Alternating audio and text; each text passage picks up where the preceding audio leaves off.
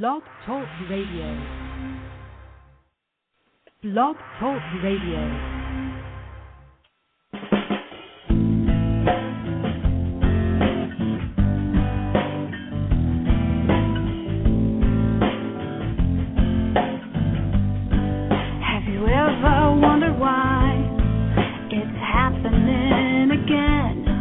Welcome to Mindshifters Radio with your co-host, the Forgiveness Doctor, Dr. Michael Ryce, and his wife Jeannie. Michael and Jeannie share with you the wisdom of the ancient Aramaic internal process of forgiveness. They offer tools and support 5 days a week from 2 to 3 p.m. Eastern Standard Time. They will support you in building a solid foundation within yourself to live in pure love. In Aramaic, Rahma. Michael is the author of Why Is This Happening to Me Again? For more information on Michael and Jeannie, please visit www.whyagain.com. And now your co-host, the Forgiveness Doctor, Dr. Michael and Jeannie Ryce. And the truth that is rooted within me.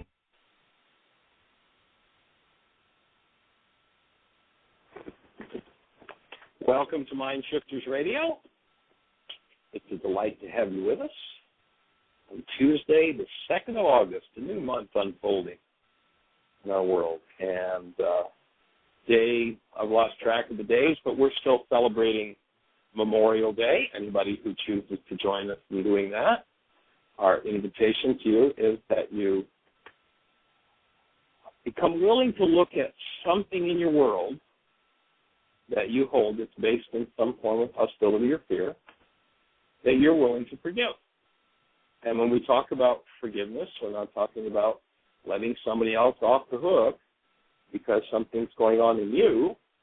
Forgiveness is a tool with which you go inside yourself and remove what never belonged.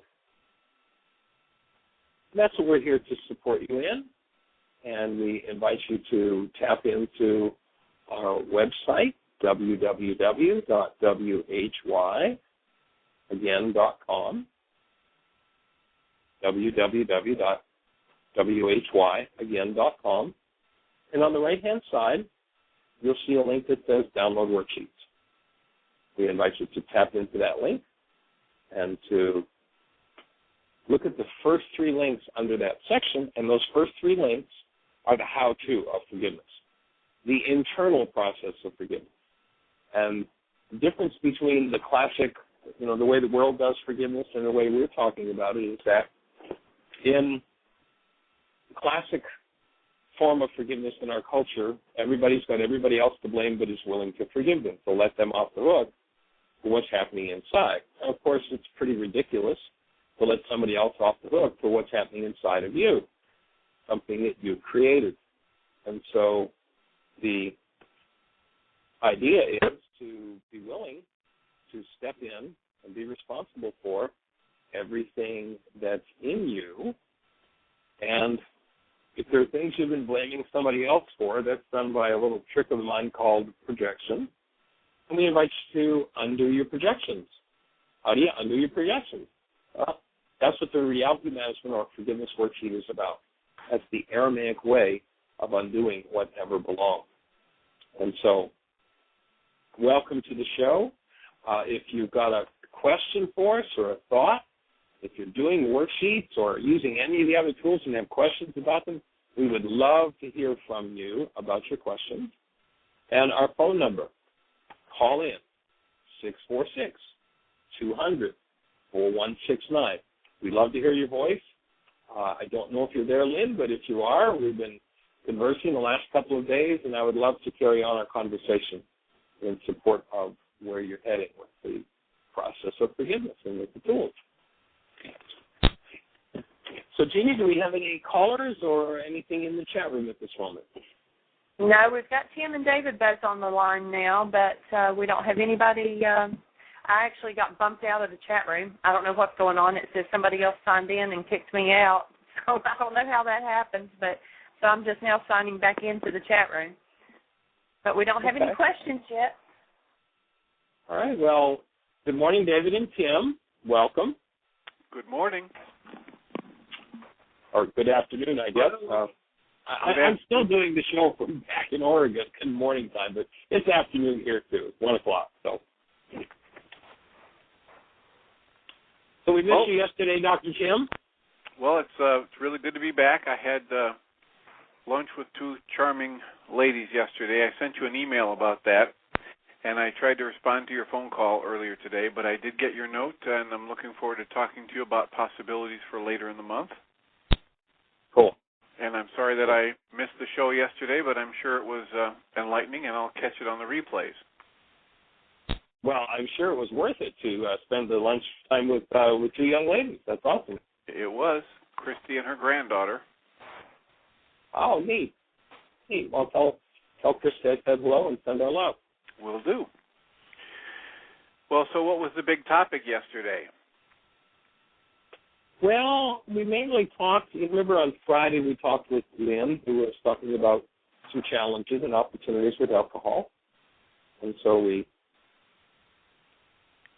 shared some ideas with Lynne about forgiveness and some of the challenges there. She had some openings on how to use the worksheet. And so it was really good conversation. I think everybody got a lot out of it. So it was excellent. Well, great. So she got to call in yesterday instead of just being in the chat room? Yeah. Yep, and we invited her to call in again today to continue the conversation because it was really productive for everybody. It got to some core questions and core issues, which it's always good to have that live interaction with somebody who's actually in there doing the work in order to tap in and do what comes next in the process of healing. And we're on the 16th day of teachers training here. And we have a caller. Finish tomorrow. Oh, cool. Fabulous. Who have we got? Area code 603. 603, I think that's Lynne. Linda? Good morning. Good morning. Well, Glad you're good calling day, young in. lady. It's me again. Cool. Do you prefer Lynn or Linda? My name is Lynne. Lynn. Okay, cool. Well, let me just finish a thought I was putting out, Lynn, and we'll get into our conversation. But we're just finishing teachers training, and then we have a day off between sessions, and the next day we start, on the 5th, we start 16-day laws of living. So things are rocking here at Heartland. A small but mighty group of teachers, absolutely awesome the way the people who are here studying teachers training. Every person in the class has a quantum leap in understanding of actually teaching the work compared to any of the teacher trainings we've done in the last, I'm not even sure, I've been doing teachers training for about 15 years. And so to me it's an indicator we're getting close to critical mass. People are really understanding it and putting it to work. So delighted to be here sharing with you. So Lynn, what's on your mind today? Well, I'd like to share that since I've been doing these worksheets and the work, I'm having far less reaction to things, or at least when they start to come, I can stop and see that it's a reaction right then and there. Awesome. Yeah, it is really awesome.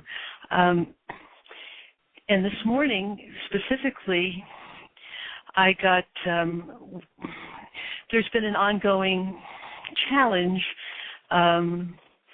with my father's estate. He passed a year ago, and I got news this morning that his house that the executor was to sell was just like left sitting there, and now it has such a bad mold problem it can't sell without either a huge infusion of money or, taking a terrific loss on it. So I immediately went to blame the executor of the estate, who seems quite incompetent, there's my judgment, for doing this. And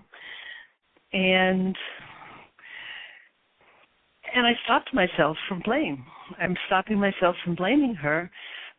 But now this all just happened within the last hour. And I'm just starting a worksheet on her now with this. So I'm wondering if if we could do that together. What I learned yesterday, Michael, and I spoke with another gentleman on the show when your voice went off, is that for me to go right after the alcohol is not the place to go.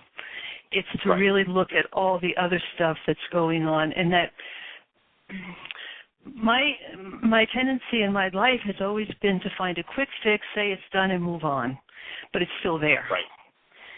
And what I really got to see yesterday that's really exciting for me is, okay, quick fixes, I got to give them up. And maybe I need to do a worksheet on quick fixes. There you go. Because I've been I've done a million quick fixes, not some around alcohol, but everything else in my life that hasn't worked or that has been troublesome. Basically, I think anytime I hit any of these dissociated projections, I go find something that makes it feel okay. That's done. That's taken care of. And now I just see it's. Yeah, it's gonna, it's a process. It's gonna, the rest of my life. Yeah, absolutely. And I am so grateful that I have this time, that I have all the resources with the work that I have. I'm going to a group tonight locally, and so my next thing is to do worksheets on quick fixes, and the estate executor has really dropped the ball. If you look at what's happening for you, what it sounds like, and I can remember the day that somebody gave me a greeting card, and it said, you opened the greeting card, and it said, how to manage your life, or pardon me, the cover of it, when you opened it, it said, don't get personally involved in it. And it sounds like you're developing the ability to step back from your mind and watch what your carbon-based memory does, how it just spits out and spews out whatever it is. And whenever there's more stress than you can handle, the stress management device in the past has been, well, I just use a little alcohol, then my stress goes down. Of course, when my stress goes down, I knock out the inhibitors, so I do behaviors with which tomorrow I'll get to have more stress, but, that momentary quick fix. And so just, to build the brain cells for as you develop the ability to step apart from your mind, to become the thinker apart from your thought, the feeler apart from the feeling, the actor apart from your actions, and don't get personally involved in your own life. That you don't believe everything your carbon-based memory has to say. There's a worksheet on the website and a DVD called Healing Through Relationships. And in that worksheet, we ask people to do 3 early memories of conflict. And most people outline in their lives 95% of the conflict that will ever occur in those simple 3 offhanded early memories, the dynamics and the principles. And when you can step away from that and start disbelieving what your body's mind tells you, all that this body's mind can do is replicate, and if it replicates stress and pain, then whatever mechanisms we found successful, that's what we'll tend to get stuck in. So, awesome. Sounds like you're right on track. Great. Yeah.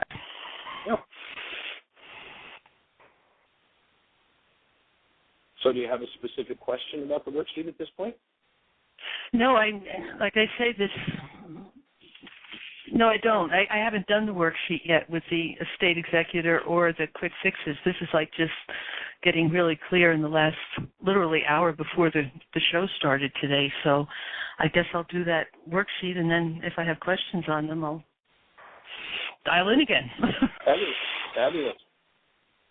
Absolutely. You'd be most welcome to do that. And if you'd like, we could take a look and kind of go through the format that you might want to use. Say, for instance, with the executor. And, some people would say, well, gee, in that situation, does that mean I just have to lay down and take it? And, I lose, the house gets destroyed or what have you? No. You've come from a space where you can hold the executor totally, completely accountable, but you don't have to create stress, trauma, pain, and reasons to bring over what the executor does. And what what the body's mind, what the replicate mind will tend to do, or what we call the body's mind will tend to do, is it will tend to take its pattern. Oh, look, they screwed up. Now I'm in pain, in stress, therefore I have a reason to drink. The option to that is, oh, I see that over them not doing it right. Gee, has that ever been an issue in my life, doing it right? That I have pain and stress.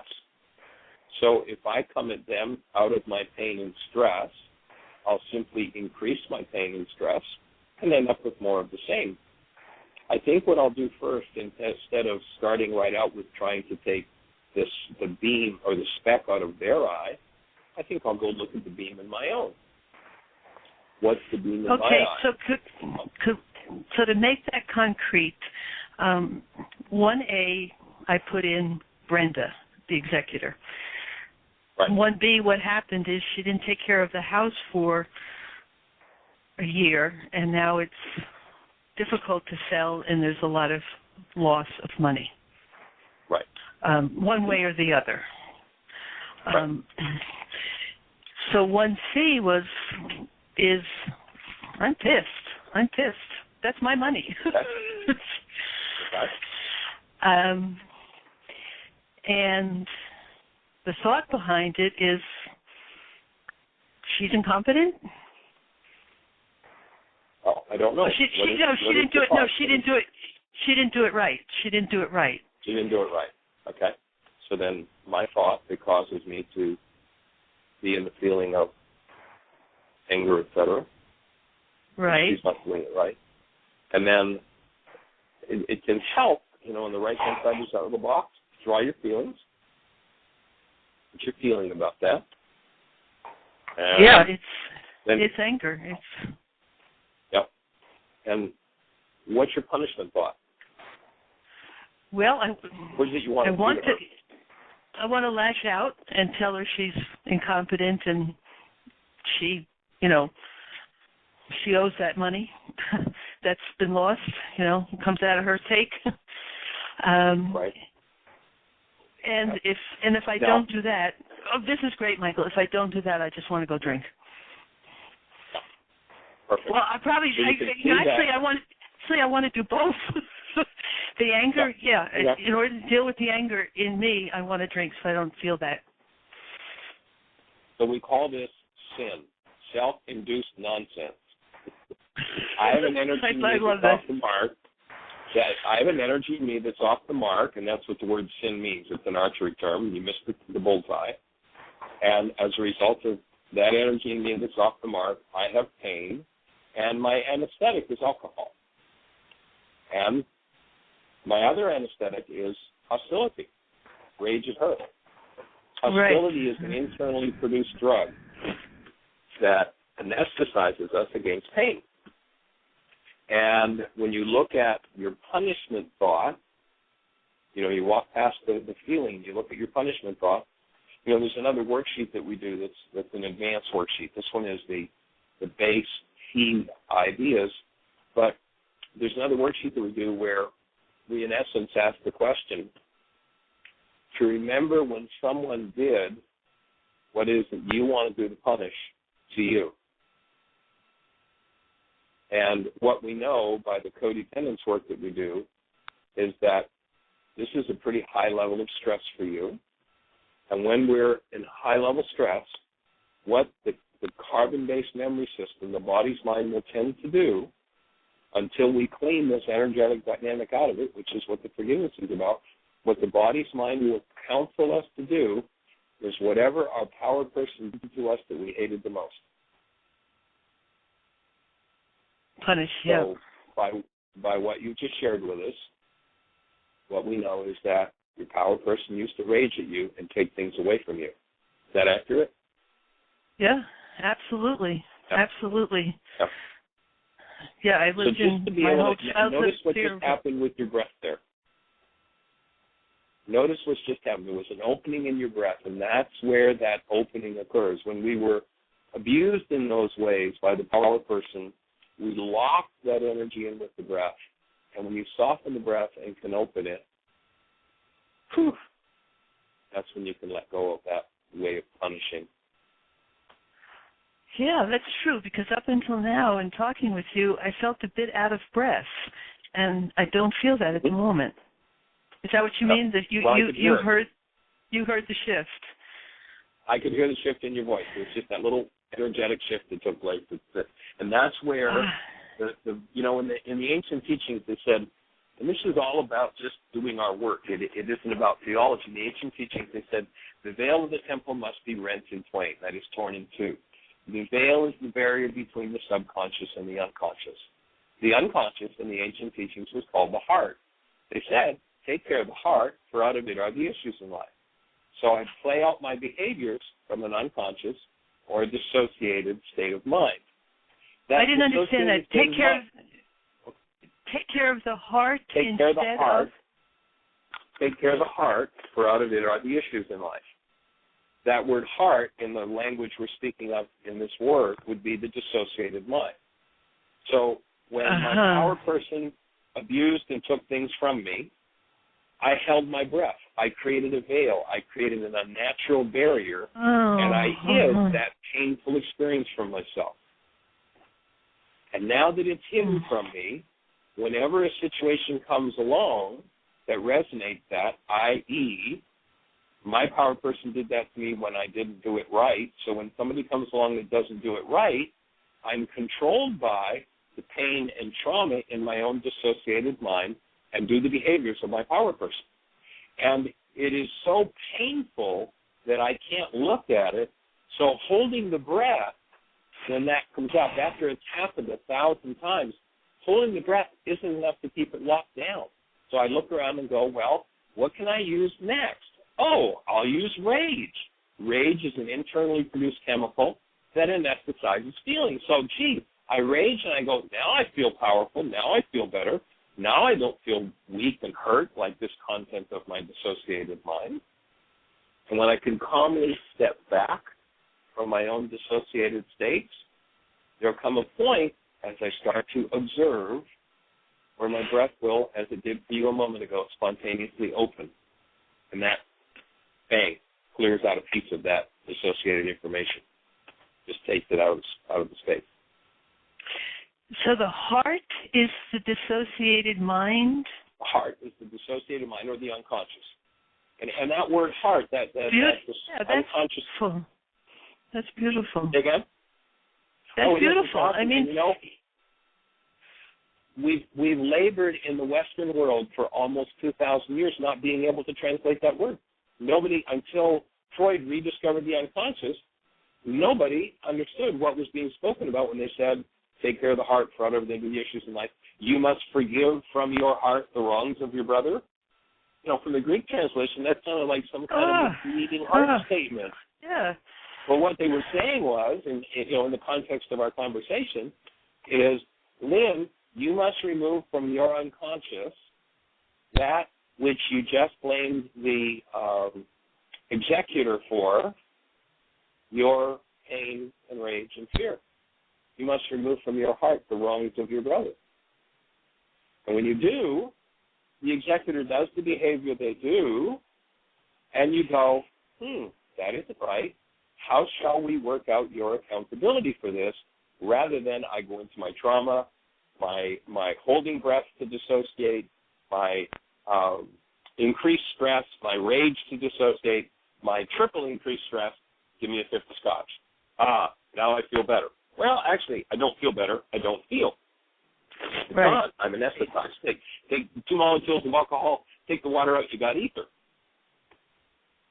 And so forgiveness is stepping back and observing. This is all just carbon-based memory. This is your carbon-based memory system, we talked about that the other day, is a multi-generational database that just carries all these insane dynamics from generation to generation to generation. And when it becomes too painful, when that resonance becomes too much to handle, that's when I reach for my drug of choice. And, of course, we live in a culture that's so drug-oriented, you can hardly go into even a food store and not buy foods that aren't laced with drugs, sugar, caffeine, nicotine, junk food, on and on it goes. So what I'm seeing from what you're saying is before I got into the alcohol, which is only relatively recent in my life, my checkout, how I anesthetized myself was depression. Is that is another anesthesia? Yeah. Yes. It's just anger turned inward. Yeah. Depression is the adult form of temper tantrum. I'm really pissed that this is happening. Yeah. But yeah. I'm not allowed to do that, because if I did that, my power person beat the hell out of me or disapproved of me or whatever. So now I lock all that anger inside, and I'm classified as depressed. And if you look between legal and illegal antidepressants, probably at least 70% of the culture is on antidepressants. Right. Well, that's what alcohol has. I mean, it makes the depression worse, but at least when I'm using it, I don't feel it. I don't feel anything. That's right. Yeah. I don't feel. Yeah. So the thing to recognize is that it's safe to feel, it's safe to look at the truth, it's safe to open the veil of your temple and come face to face with what's in there. Because what you can do is you can just throw it all away and be done with it. It's just a generational pattern. You know, they said when in the physics language, the sins of the father would be passed, into 3 and 4 generations. Go back and look at your preceding generations. How did they manage stress? Alcohol. Punishment. Alcohol. Depression. Oh my God. Yep. So now, as you rise above that and move to choice, you can remove all of that. Removing it is called forgiveness. So in the classic forgiveness mode, someone would say to you, your therapist might say, well, you know, that what your executor did was really nasty, really bad and wrong, but just let them off the hook. Forgive them. Which, of course, does nothing to change what's happening inside of you. What we're going to move in the direction of is looking at what's in your heart that you project into your brain's image of the executor so that you can delete what's in your heart. And then, with the connected mind of love, you can go to the executor and say, you know, you didn't do your job, and the terms of your job were this, and so how would you propose, or here's how I propose, that you take care of the deficiency in your task? Oh, you're not willing to do that? Okay. Well, then the next step is I'll just have to legally hold you accountable, because that's what our culture does, is it holds people accountable legally. So I love you, I bless you, I honor you, but you know, you really did screw up. Yeah. For it. And you don't sit in trauma and pain stewing for days, weeks, months, and years, as many people do over it. You know, you hear people talk about something like that 20 years later, and they're still in their unconscious rage about it. You can be done with it today. Well, this brings up a much bigger situation. But how shocking. Pardon? What? I say, how shocking. What I do, stay with Brenda or segue into the new one? Well, you know, if you look in almost all of the religious traditions of the world, they have a set of beads. You know, if you look at the Buddhists or the Catholics, there's beads that they use. The beads are symbolic. You know, if you're familiar, say, for instance, with the Catholic rosary, people do a series of prayers on the rosary. I do it. I have the Buddhist beads. Yep. So they do 10 little ones, and then, bang, they do an Our Father. There's the big one. Then they do 10 little ones, a big one. The beads are symbolic. It's a way of communicating to mind that we're going to go deeper and deeper and deeper into our own unconscious dynamics. And it's like a set of beads. You pull up an issue, and then it'll connect you to another issue, to another, and you just start pulling this string of issues out until you've cleaned out your multi-generation database, and then you have this awesome gift from the Creator called a human form into which you incarnate and create your life and play. I love your definition of love, human life. Yeah, I mean, hold a newborn. It's real easy to tell what human life is. All you have to do is just hold a newborn, and most people are not living humans. Okay, They're Michael, dead. where do I go?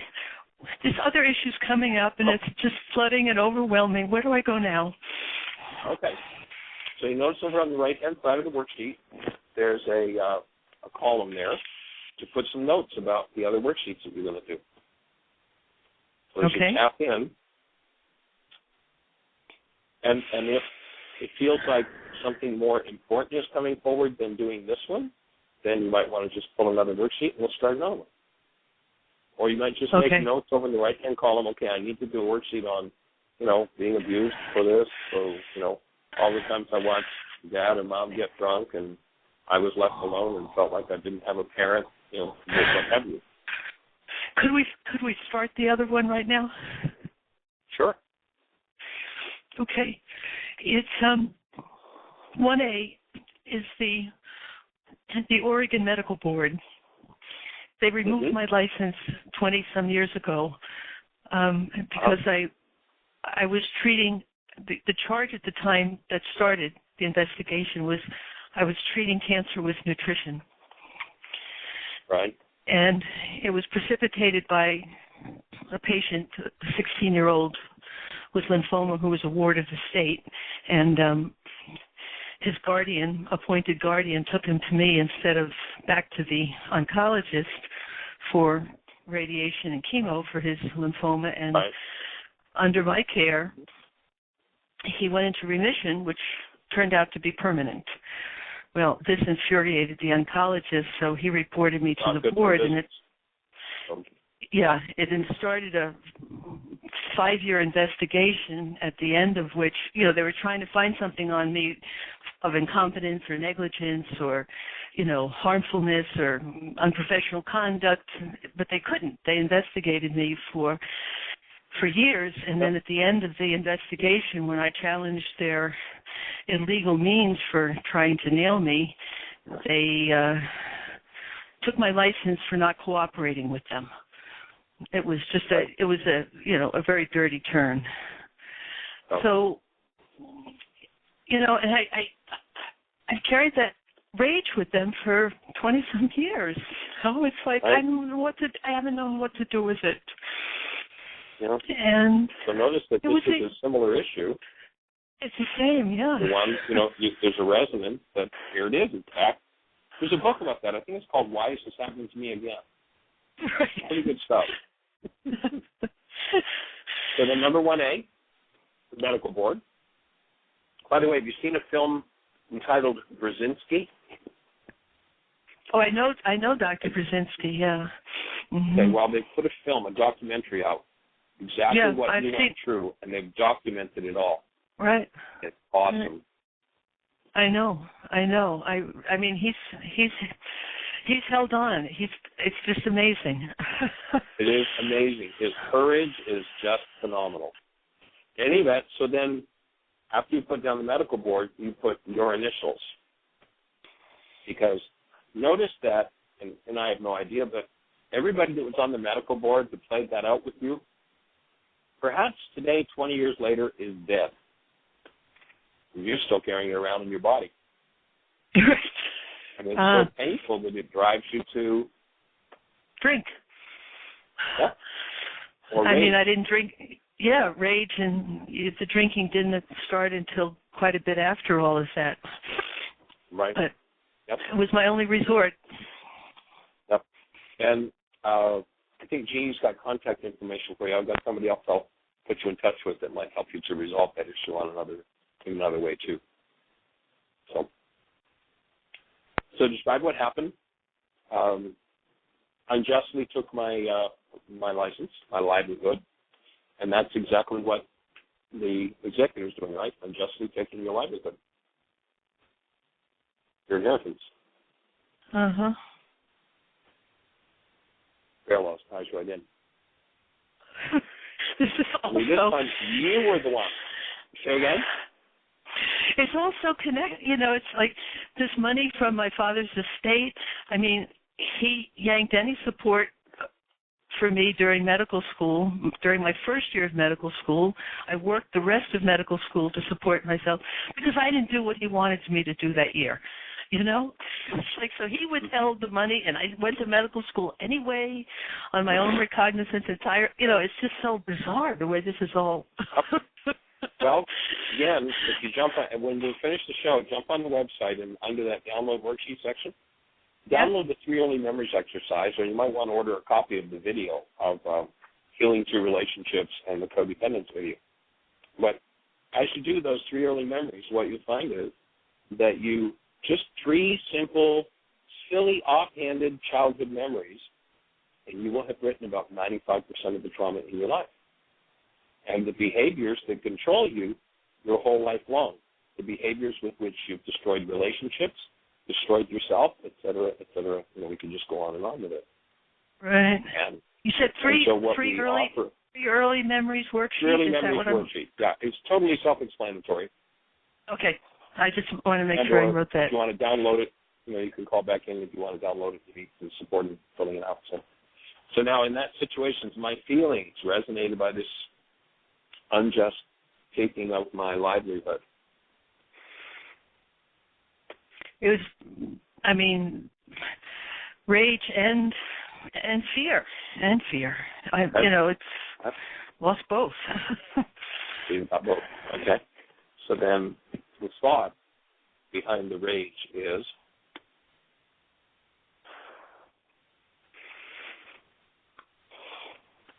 what would your thought be if you took a deep breath and just touched into that rage around that issue? What is your thought that you think? Let yourself become fully conscious of the thought you think in order to feel rage in that situation. Whew. Good. There's the breath. Notice the relief that came with that? Yep. I still don't have the thought, but something shifted, yeah.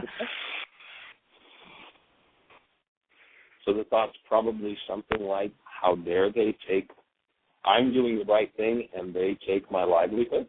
Something like that maybe? Or who are they to have that kind of power over me? Yeah, it's more about their power. Okay. Which is the issue with Dad, right? And having the power to take away your support while you're going to school. Same issue. Which is the issue of what? I didn't hear that word. The same issue as with Dad. Oh, with Dad, yeah. Him taking away your support when you were going to medical school. Yep. Okay. Yeah, it's that I'm raging at the power, that power over me. Okay. Yeah, so the thought is no one should have that power over me. Okay.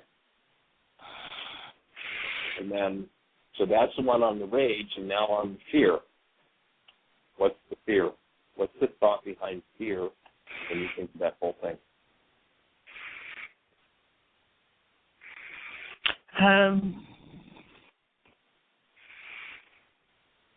It's livelihood, but it's also who I am. I don't get to create my creative expression.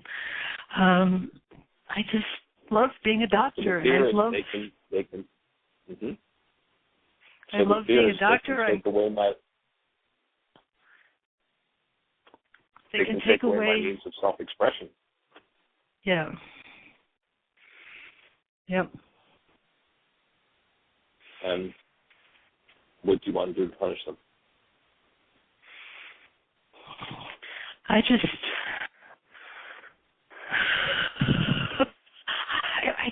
I always go back to this picture of having a gun and then walking on my there were threats on my life during all of this back in the 80s, and my child and my house, and I moved to the country and I saw myself up on the cabin in the hill with a gun, and I had a dog who would bark, and if they came on my property, I wanted to just shoot them. Yeah. I want to punish by killing, destroying. Destruction. Yes, breathe. Because notice what you're doing to yourself. Yep. Yep, I just got myself I held my breath. I got into the rage. Mm-hmm. Okay. So then number 2 is I choose to love truth. I willingly go through the physical, mental, and emotional symptoms of healing. Now, in order to believe that all these feelings and these thoughts are caused by the medical board, you have to deny and dissociate from the power person dynamic, where this was all done to you by your power person. So that means that you're allowing your mind to tell you a lie. Most people love their lies, so number 1 is the absolute truth. They are sticking to their story, and they want to be right about how it's their fault. But while I'm being right about it's their fault, my physiology is going nuts. And that's my physiology's call to 911 to say, there's an emergency happening here in my tissue structure. I need to deal with this. So number 2 is I choose to love truth. So I choose to love truth in this situation. This isn't about the medical board. And as I get clear of the unconsciousness around this, I may choose to go back and do something about it.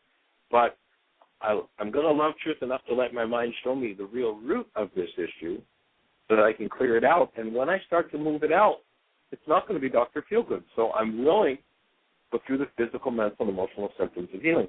That means that you're very likely to go back to the most intense peak trauma moments in that event 20 years ago and feel them in your physiology, feel them in your emotions, feel them in your heart. Yep. And see the pictures in your mind. And what you want to do is hold the space of love for yourself. Connect the love and allow those energies to move through you and out of you, because it's that pain when it's resonated that drives you to need an anesthetic.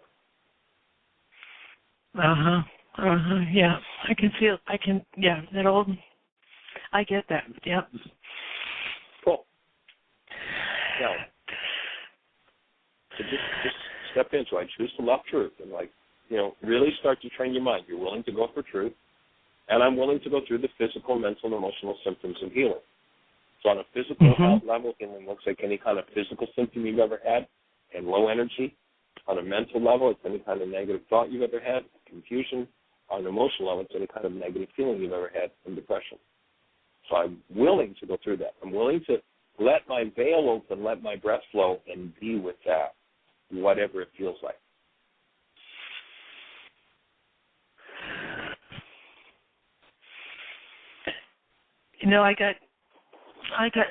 I got really sick today of the last kangaroo court where the medical board was the judge, jury, and prosecutor.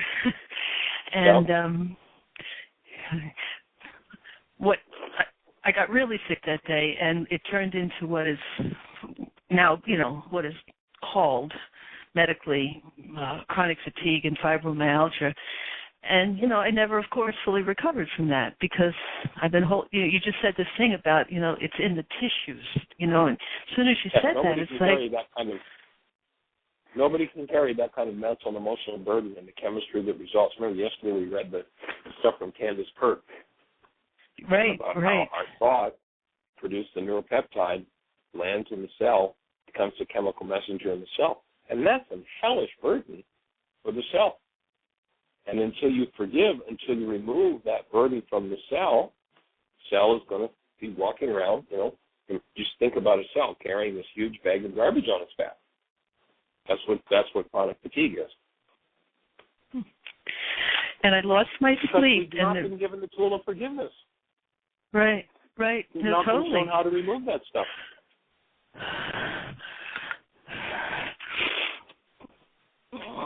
Good. Nice breathing. Yeah.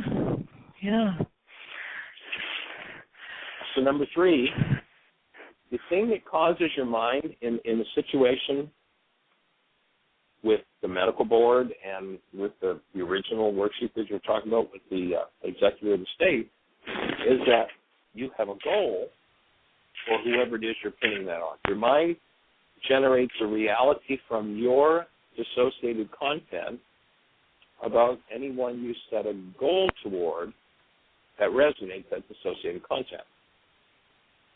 So the thing to look at is, what did you want from them? So I love, at number 3, want number 1A, the medical board, 2, and you want to state the exact goal you have in positive words for them. What did you want from them? I wanted them to see who I am, the integrity of my work, the results of my work. Okay, so write each of those down. Write each of those down. See who I am. See the results of my work. The integrity of my work. What else? And find me in Appreciate me. Appreciate you. Okay, cool. So if you got those written down, now, without knowing one bit of detail about what went on with your relationship with what sounds like was your power person, Dad, if you would be doing a worksheet on Dad, would each of those things be precisely? I've done several worksheets on Dad already. I started worksheets on Dad. Okay. And number 3, so are these precise?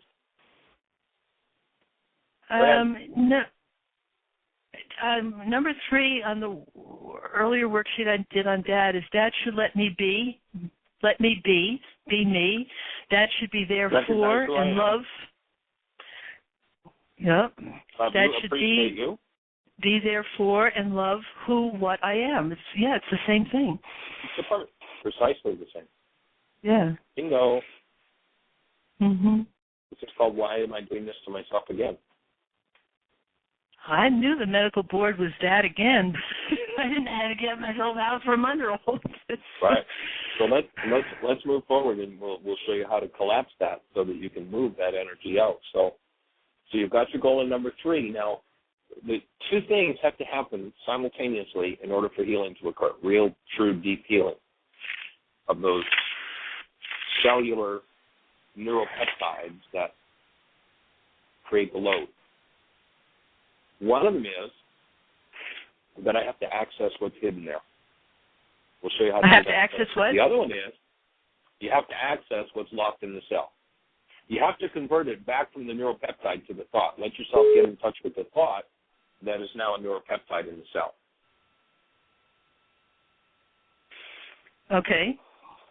So that's one part, and we'll show you how to do that in a minute. The other part is you need to have the active presence of love there. So right. Step number 4 assures that you're doing that. So I choose to reconnect to my original being and think of yourself, imagine holding that newborn, and somebody held you with what an awesome presence of love. Mm-hmm. So look in the eyes of the newborn, smile. Let yourself have a really wide smile that reaches up, and let the energy of your smile actually move to the frontal lobes of the brain. That activates a thing from the Aramaic called Rachma. And it is the gateway that presence is love in our physiology. It's the word that they said the first law was, and the Greeks translated, you got to love your neighbor, like it's something you do toward your neighbor. Nothing to do with it. The first law was have Rachma toward neighbor. Your father, the medical board, and the executor are your neighbors. And it has nothing to do with the behavior you do toward them. It has to do with keeping the gateway open to keep your human life alive in your physiology. Rachma. So that's what you're doing when you're smiling and warming the frontal lobes of the brain. You're opening that and reestablishing love. It is the presence of that love when it gets to the dissociated part of the mind that dissolves the dissociated information. Mm-hmm. So you got dissolves. that connection? Yeah. Dissolves. Yeah. Mm-hmm. Yep. As soon as you said it, The smile came. Yep. Awesome. Cool. All right, then. So now, in number 1, you've got a reality based in hostility or fear. One of the things we point out in the Why Is This Happening to Me Again workshop is any reality based in hostility or fear comes from corrupt data, and it's false, it's a lie, and so I need to collapse the lie. I need to collapse the projection. And so 5A, in order to collapse my false reality, be liberated from my hostility/fear, and get back to my actual mind and the truth about me and my object of attention, I cancel. In Aramaic, the word is shebag. I go for it, and you bring exactly what you wrote in number 3. And I would suggest that I think you've got actually 4 different worksheets here. So let's just take one of those things that you won from the medical board. Just take one of them from number 3 and bring it down to number 5. And then I'd repeat this part of the worksheet with each of those 4 goals, because I think if I remember correctly, you had actually 4 different goals for them. Take just one of them. Okay, see who I am. Number 5. I cancel the my goal for the medical board to see who I am. Okay. And then, now that goal is a driver that causes your mind to use that dissociated, that painful information around being seen for who you are to build your brain's image of them. And so by collapsing it, you can now start, instead of just seeing that dissociated information when it's projected into someone else, the executor, the medical board, dad, whatever, by canceling the goal and collapsing the projection, I now open directly the dissociated part of my mind, where now as I bring love into that part of my mind and I bring forward what I've dissociated from, I'm now in direct relationship with it, can change it. And it's a pattern that probably goes back 1,000 generations. And so the second step in 5B is we need a helper. There's some Harvard research that says in a time frame where 10,000 brain cells fire the max amount of information that gets into conscious awareness with 9-bit fragments. And so we talk about it as, we have this 9-bit mind. It's a P brain, and you can't even start to think about reaching into 1,000 generations of insanity with the 9-bit mind. But what Yeshua taught 2,000 years ago was that there was a power in you. In Aramaic, it was called Ruku de Kudsha, and it literally means a feminine elemental force that, when invited into activity, undoes the effects of our errors and teaches us the truth. The denial of which is the error that leaves us in unforgiveness. So this is, in our modern language, we could say the super processor. This is the super processor that can reach to the very depths of our genetics and remove every neuropeptide that went into each generation that never belonged there.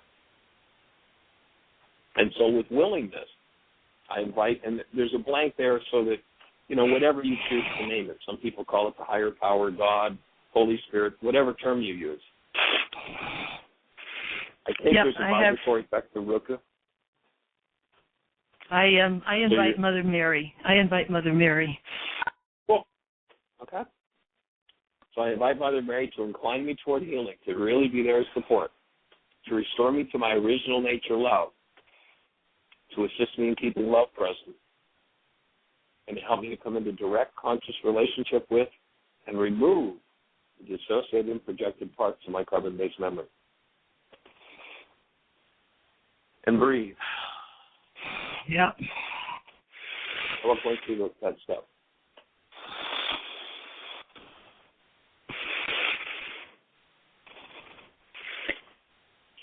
I have help. How you feel? Yeah. I'm breathing. How do you feel yep. to do that? I'm breathing and I'm smiling. Okay. I'm breathing. So in number 6, I now feel, as you're smiling, is the word lighter? What is it? Yeah, definitely lighter. Lighter works. Mm-hmm. Okay. So I now feel, I'm smiling and feel lighter. I feel relieved. Yeah. I feel, lighter. Mm-hmm. That's what forgiveness does. And then about the situation number 1B. So number 1B was the medical board took away my license. About that situation, what can you see now after doing that forgiveness process? How does that whole situation look to you at this moment? My response is, it happened. Yeah. It just happened. The medical board was doing the medical board what the medical board does. Right. Okay, cool. Awesome. And notice that instead of raging, you're laughing. That's what human life does in the presence of life, even when life isn't doing what it wants to have done. However, right. non-human life, non-being rages and grieves and pains and traumas because that's what we've inherited from 1,000 generations of insanity. And what just flashed on my mind, one of the hearings, I had hearings locally, in the hospital because they didn't want me to use any of their facilities, because of my right. entanglement with the board. And of course, the oncologist was leading the local hearings. But he sat there, red-faced, smoking a cigarette, blowing it in my face. And I'm just, talk about it was like, And then when I applied for a license 10 years later in another state, the same thing happened. A man just red-faced, leaned across the table and just telling me how despicable I am. And I just had this overwhelming, just wonderful washover of compassion for these people that are, wow, that are in that experience.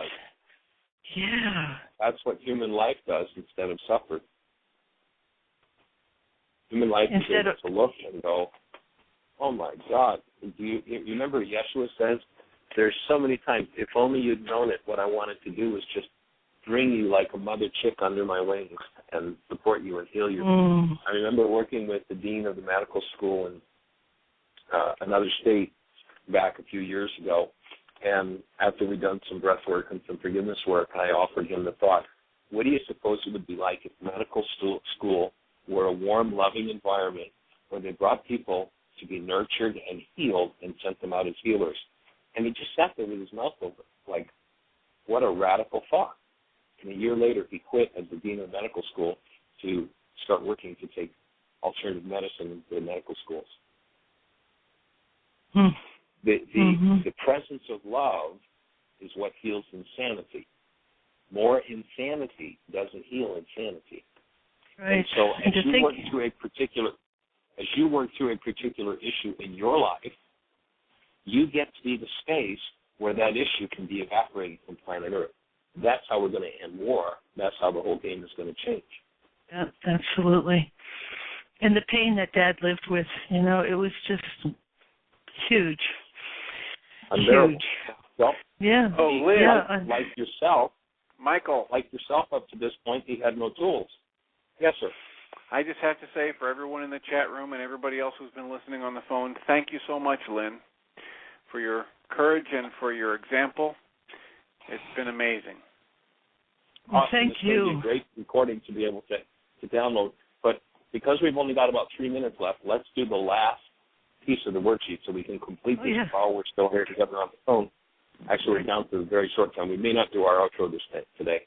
So in number 7, what you want to do is create a new loving goal. In the ancient scriptures, they talked about the evil spirits that were removed from the man. In Aramaic, it doesn't speak about spirits. It says thought. When the neuropeptides have been accessed that are the burden to the cell and removed, if you don't put something back into place, remember they said 7 worse came to take habitation, client will just want to create more of the same. And so what you do here is we suggest at least 2 goals, truth and perfect love. Hey, wherever I go in my world, I'm willing to look at the truth. I'm willing to function as that compassion and that perfect love. And then what would a loving goal be toward the medical board? I wish them love and truth. Awesome. You got it, young lady. That's called forgiveness. And everybody applauds your willingness. That's awesome. And we're going to run out of time. We're not going to do our outro today. But any final thought? We've just got a few seconds. Thank you for listening to Mind Shifters Radio with the Forgiveness Doctor, Dr. Michael Ryce, and his wife Jeannie, who present the internal Aramaic process of forgiveness. Michael and Jeannie are here every Monday through Friday from 2 to 3 p.m.